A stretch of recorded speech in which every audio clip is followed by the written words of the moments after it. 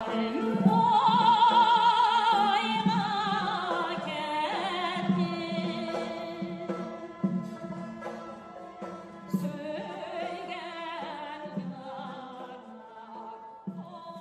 to the new René Cassin podcast with me, Łucja, Jastrzębska, the communications manager at René Cassin, and I am responsible for creating creative ways of informing our supporter base on our campaigns. So René Cassin is the Jewish voice for human rights and is named after the French Jewish co-author of the Universal Declaration of Human Rights. Our mission is to promote and protect the universal rights of all people, drawing on Jewish experience and values. René Cassin works within the Jewish community by building support for human rights values amongst British Jews, in the wider community by bringing the authority of a Jewish perspective on issues that resonate with Jewish experience. Since first starting to work on the Uyghurs back in 2019, René Cassin has successfully spearheaded the UK's Jewish community into being the leading faith community speaking up for and standing in solidarity with the Uyghurs. This was achieved through organising events, delivering calls to action, regularly raising the issue in the media and other platforms, engaging the community's spiritual and organisational leadership, our youth and future leaders, and the ordinary members of the community wanting to show their support. So this week is also London Fashion Week, and it started on Friday the 13th till Tuesday the 17th September. Our case is to highlight the importance of making the fashion industry ethical and ensuring that it is not compliant with the persecution of the Uyghurs. Today I will be joined by our Executive Director, Mia Hasenson-Gross.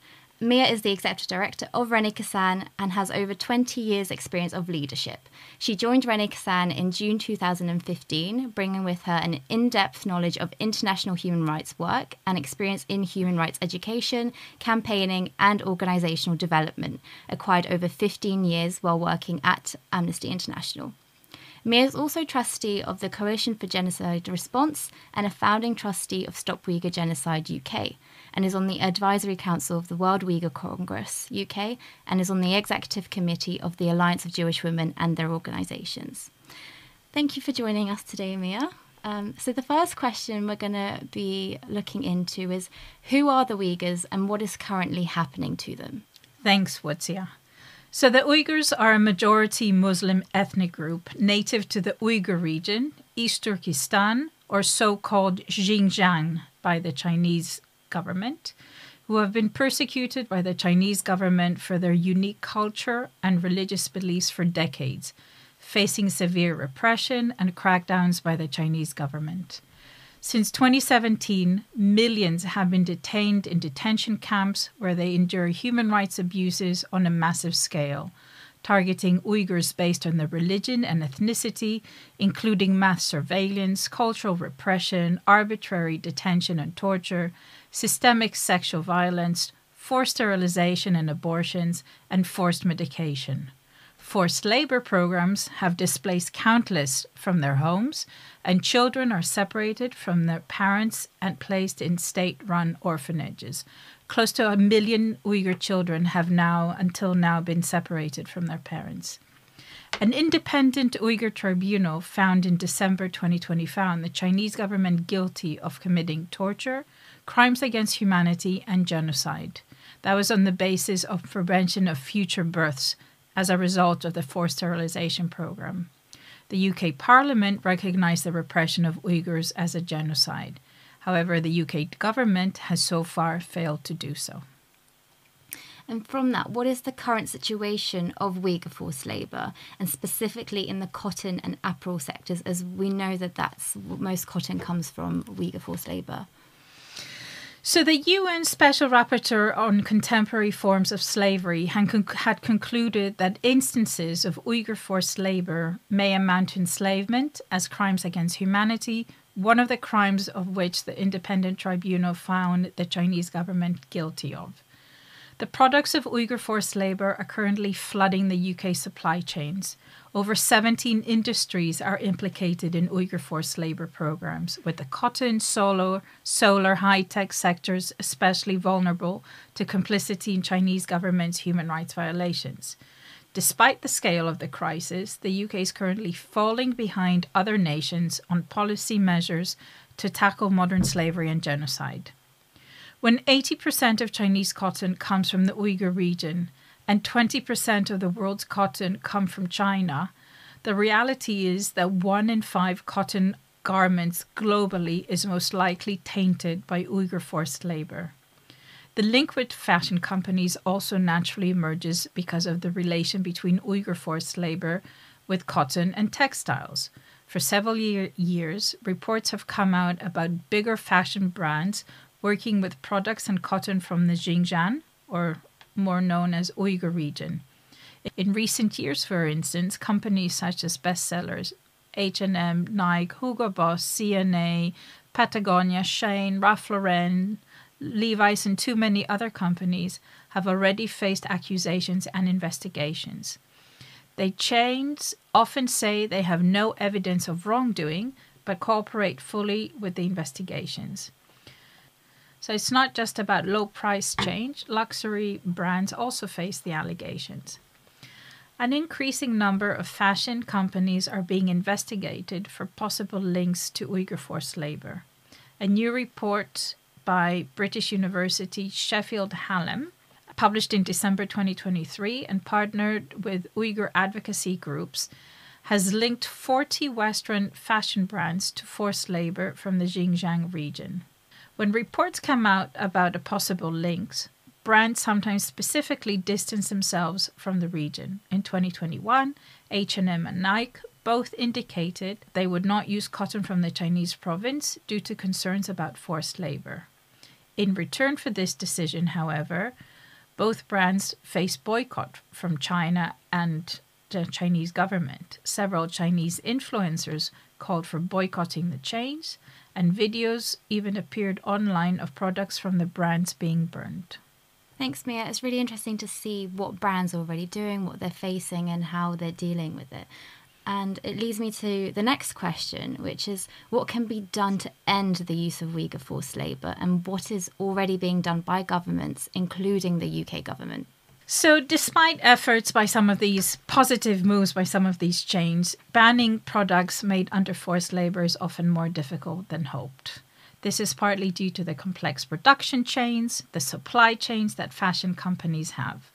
Working with several suppliers and sub-suppliers, there are many different locations that need to be monitored and for working conditions.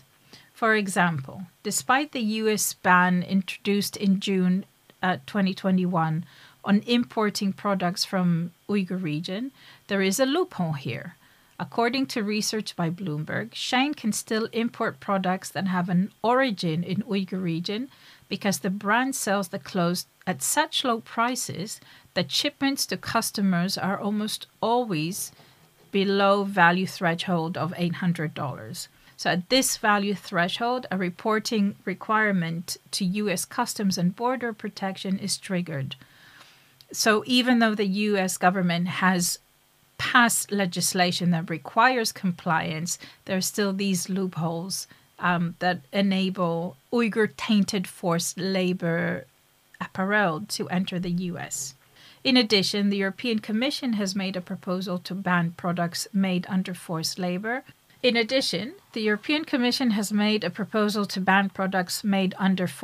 from the EU market. This proposal covers all products, whether manufactured in the EU or imported. Where forced labor is found to be involved after an investigation, products will be withdrawn from the market and an import ban will apply. The European Commission wants a new law to ensure that companies are obliged to investigate their production chain and cancel out abuses. The law specifically addresses human rights and environmental impact.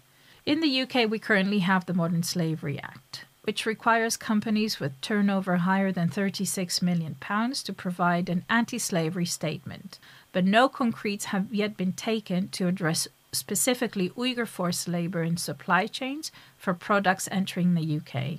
It is up to the UK government to adopt legislation that will stand against products made with Uyghur forced labour, and companies must exit the Uyghur region at every level of their supply chains, from raw materials to finished products, to prevent the use of forced labor, of Uyghur forced labor and other groups in other facilities, and to end relationships with suppliers supporting the forced labor system.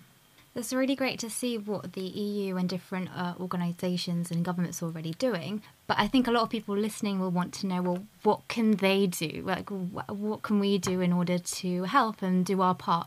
So the next question I'm going to ask you is, what can everyday or ordinary people do to end Uyghur forced labour?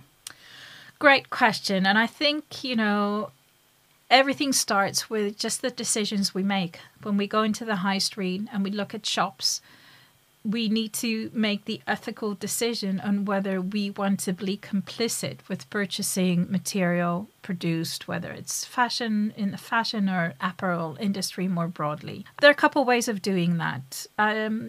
We should all probably download the Human Rights Foundation's Uyghur Forced Labor Checker on Google Chrome, have that on our mobile phone, and every time you enter a shop, it will immediately indicate whether the products come from Uyghur region and whether they're tainted by Uyghur forced labor.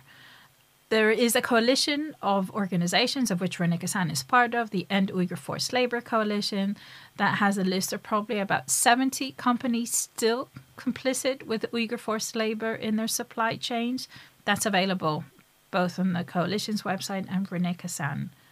You can pressure companies complicit with Uyghur forced labor to exit the region. Over the years, René Cassin has targeted several companies from Levi's, Zara, Adidas. There are template letters, easy to use, easy to download. Just send them to the CEO of the company, or if the company has a corporate social responsibility, and make your personal argument and your personal case of why that company should end being complicit with Uyghur forced labor in its supply chains. And of course, lobby your MP, lobby government. We need to encourage local councillors on a local level and our MPs on a national level to ensure that the UK government takes all the necessary steps to end the complicity with Uyghur forced labor. Thank you so much, Mia. And I think especially the Chrome extension is such an important thing to use, and you can download it on your laptop or your mobile phone, and even going on sites like Amazon or Zara online, it will flag up immediately whether it has been using Uyghur forced labour. So that's really great to know and be able to do. It's because it's always the small things that really help and actually make a big impact. So thank you so much for joining us on this episode of the new René Cassin podcast on Uyghur forced labour. Is it a price worth paying for? And join us next time where we will continue this series on the Uyghur Genocide. Stick around for more.